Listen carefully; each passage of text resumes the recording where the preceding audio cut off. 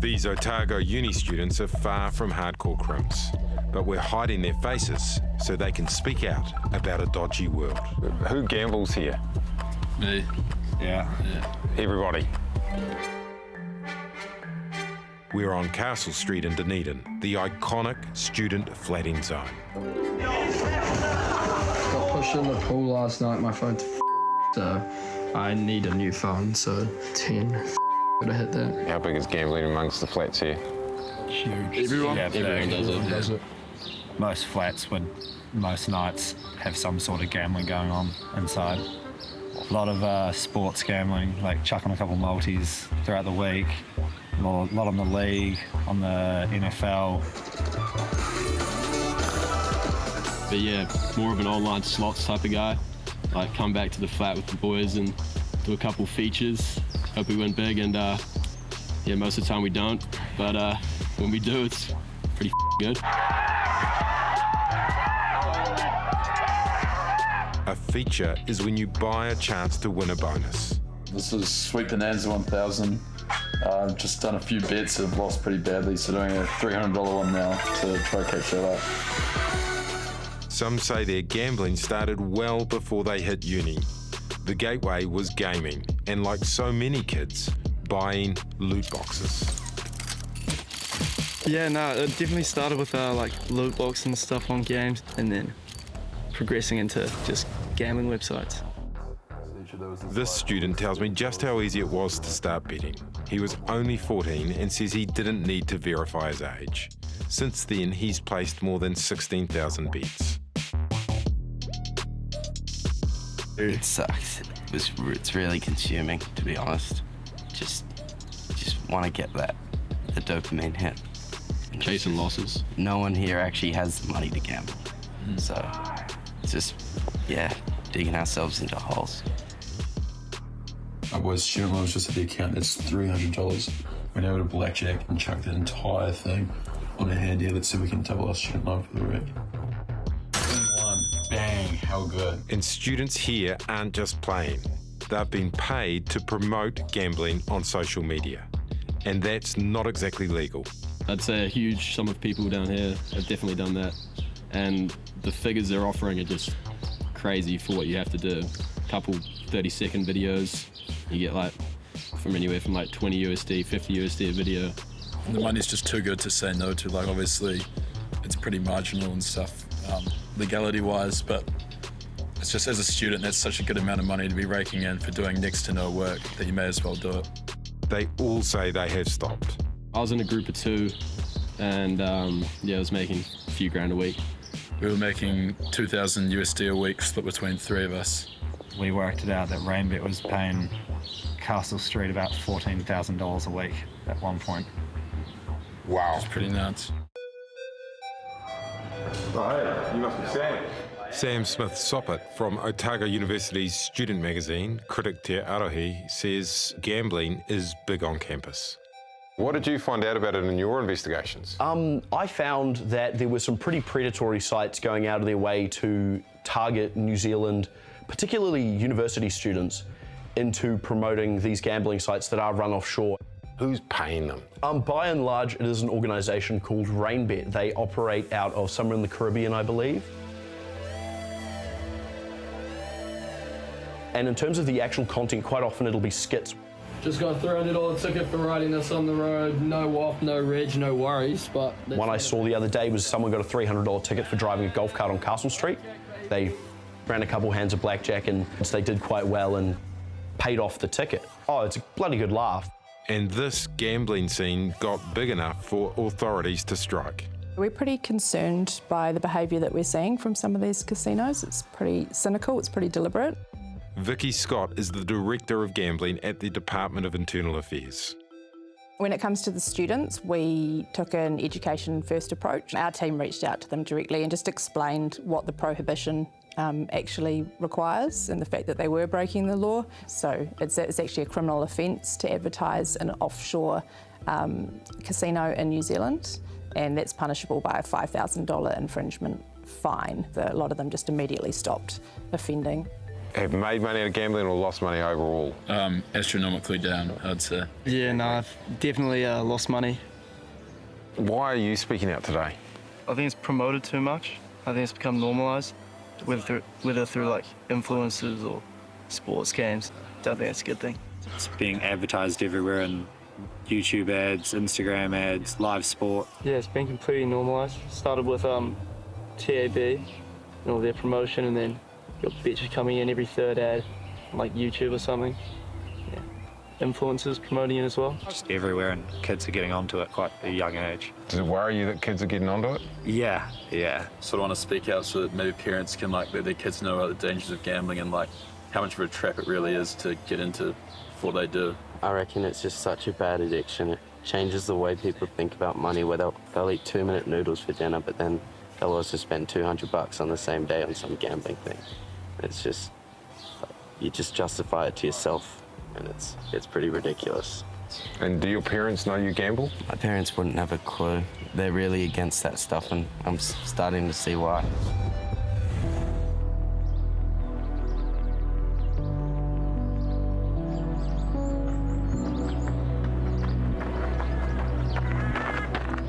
I started running about a year ago after finding a group that specialises in recovering addicts running, and it's been a game changer, a lifesaver for me.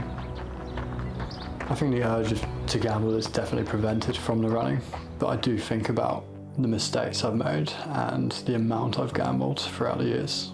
You beat yourself up a lot, eh? I do, every day. Yeah. Guilt, shame. Yeah, I can see it on your face. It's part of it. When was the last time you gambled? It would have been Monday. Wednesday today. Do you feel like gambling today? Yeah, most mornings I wake up and it's the first thing I think of. A tightness in my chest, it's my body heating up. It's physical sensation. It's a physical sensation for sure. Yeah, either I act on it or I don't. And when you do act on it, Yeah. what do you do?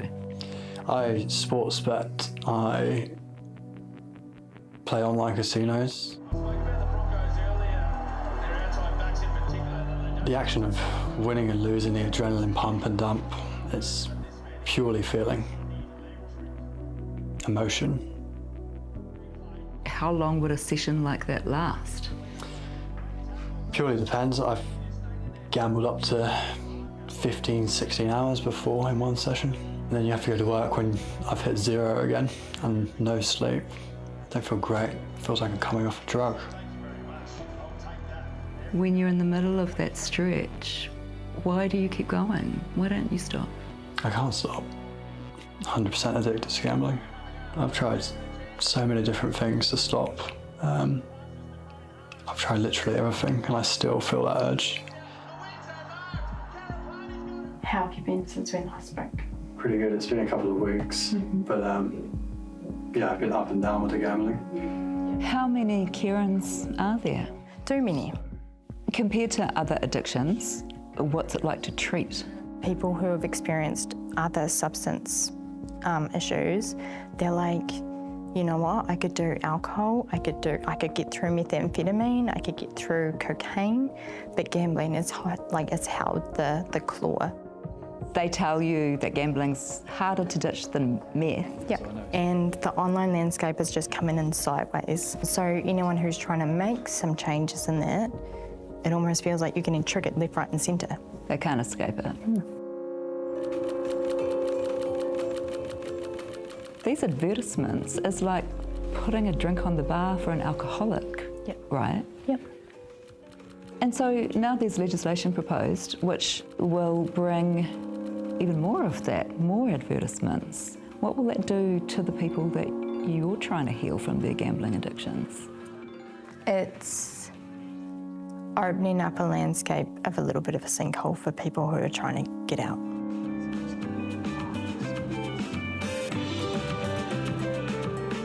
What has gambling cost you? Close to $1 million, my own money. That must be almost everything you've ever earned. A large portion of it.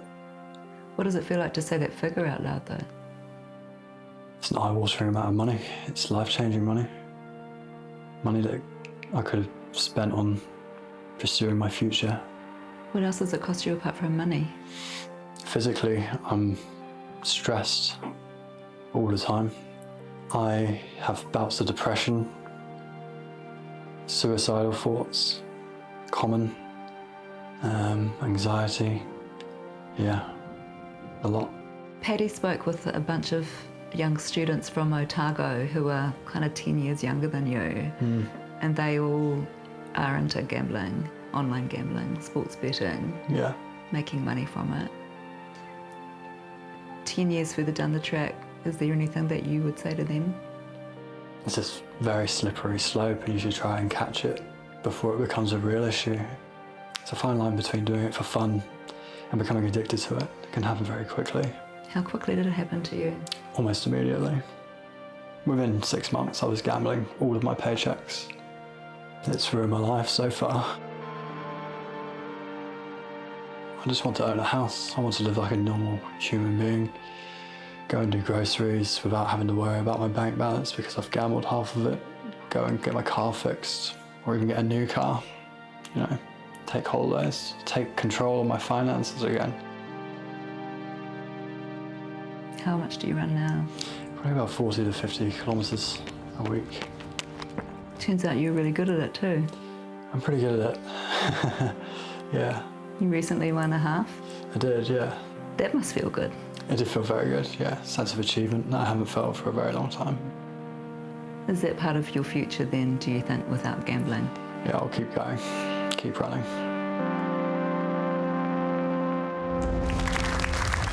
Okay, so Ministry of Health figures show us that almost $2.8 billion was lost to gambling in just the past year, and those same government figures show that nearly half of all young people have gambled in the past year, and these young people are going pretty hard at it too.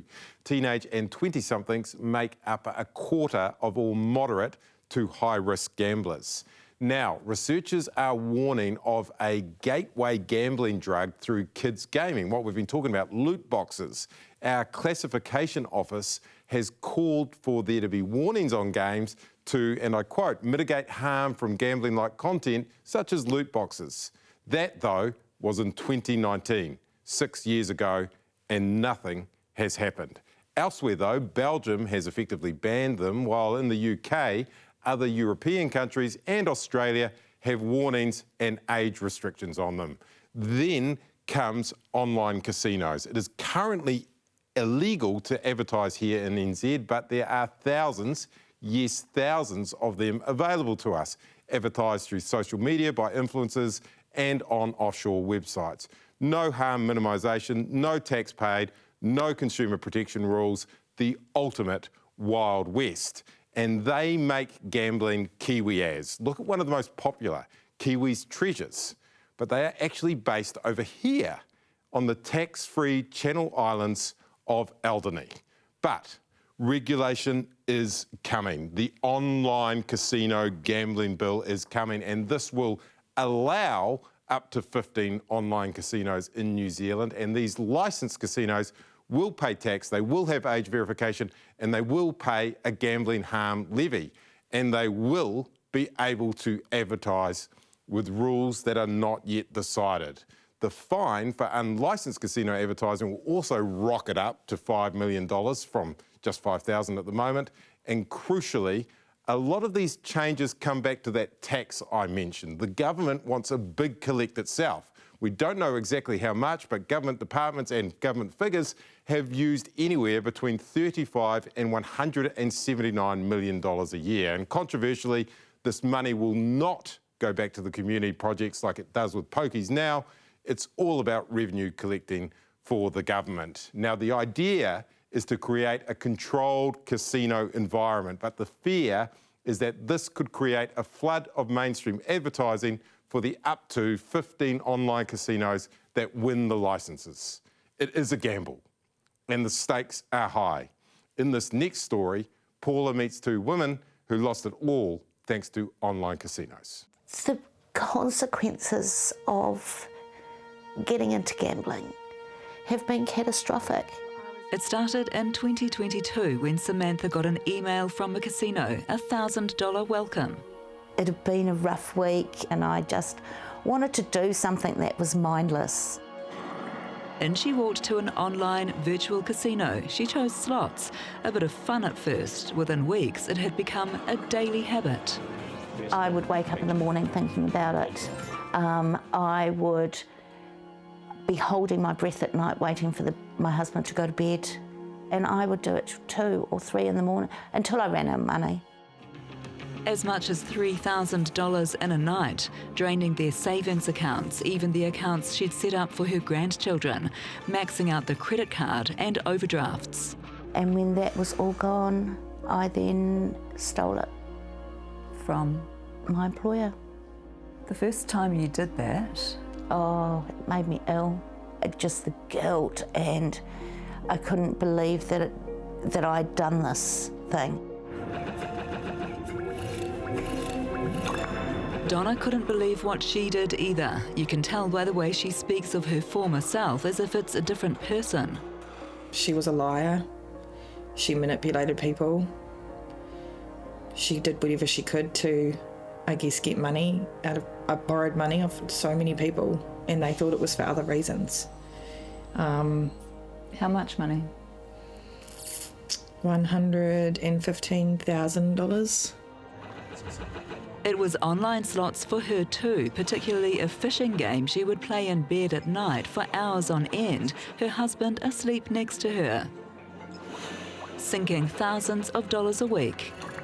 I would have nights of not sleeping, trying to think about how I was going to get more money. Did you think in your own mind that you might be able to dig yourself out of this? Always. By gambling more? Yep.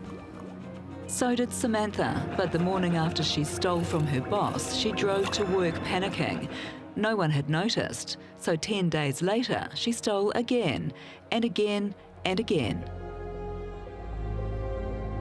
How much in the end? $360,000. Her accounts show the withdrawals quickly increasing from 100 or 200 to 300, 500. The draw and the desire to be there was so incredibly strong. It overrode everything. She resigned, but unable to tell her boss what she'd done, left clues, and everything unravelled. I was absolutely convinced I was going to jail. What was the sentence instead? I received 5 months community detention. I just had a 7 till 7 curfew every day. How was that enforced? I wore an ankle bracelet. What does that feel like? Humiliating. It's a constant reminder of what you've done. Donna hit a different rock bottom, having to admit everything to her husband. I said I owe around about $110,000 in money, and he was just like, "You're kidding me." Do you remember that call?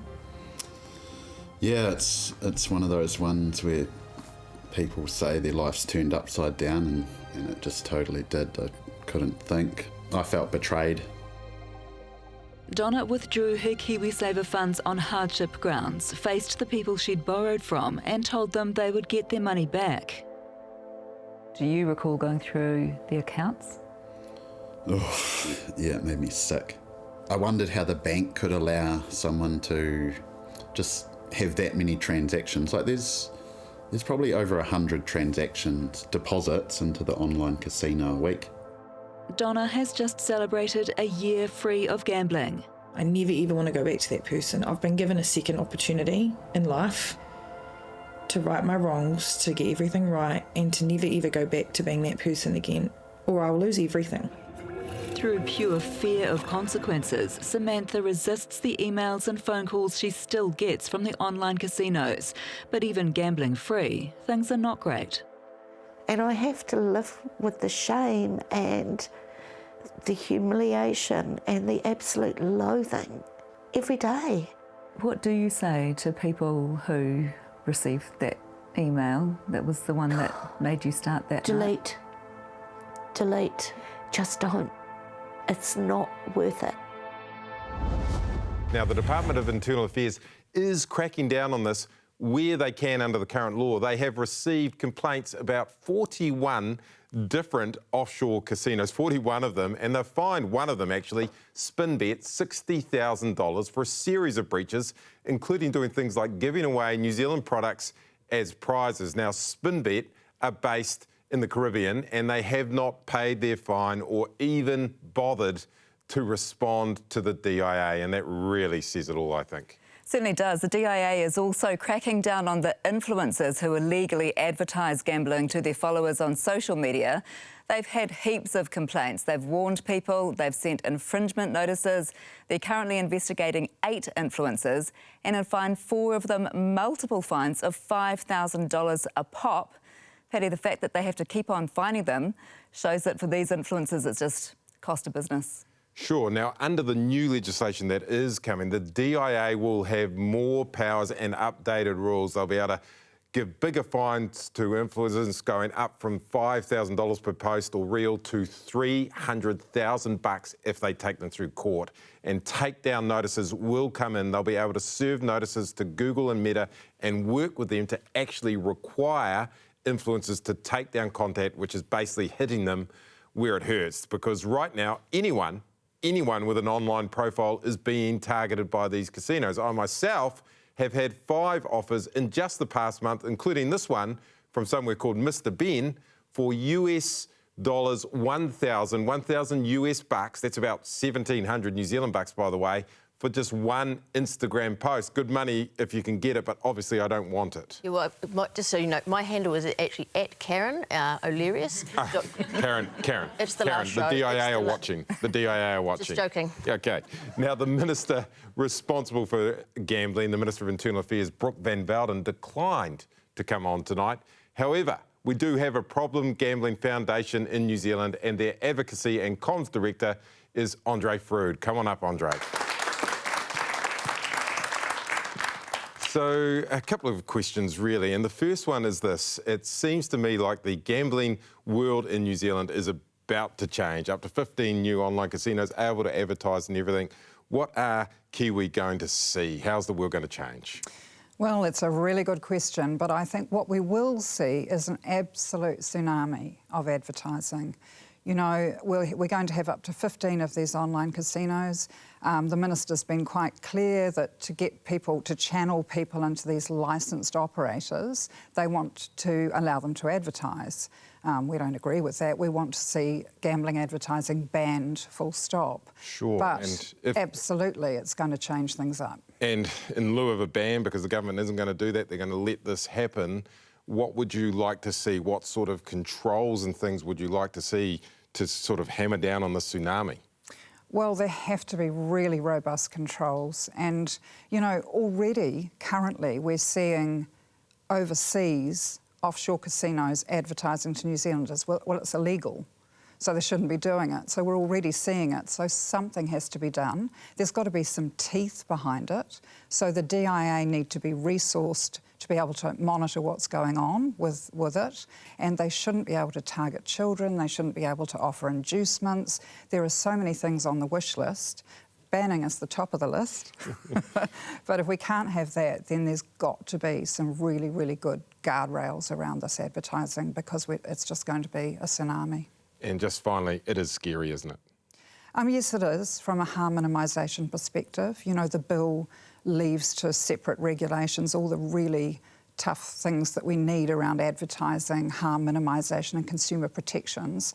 So they're in regulations that sit outside the primary legislation. So there's a lot we don't actually know, and it is concerning. All right. Well, thank you very much for your time, and continue your good mahi. Thank you very much, Andre Frood from the Problem Gambling Foundation. All right, well, tonight my issue was with online gambling, and it is time for me to say the official stuff that I need to say. If you've been watching this and think you might need to talk to someone about gambling, the gambling helpline is free. You can call day or night 0800 654 655 or text them on 8006. Now, for me, it goes like this. We are facing an online gambling invasion, and yes, we do need to get some sort of control over this wild west out there. But if warnings and helplines, like the information I just gave you, are basically all we'll have to protect us, then all I've really got to say on this is good luck, New Zealand.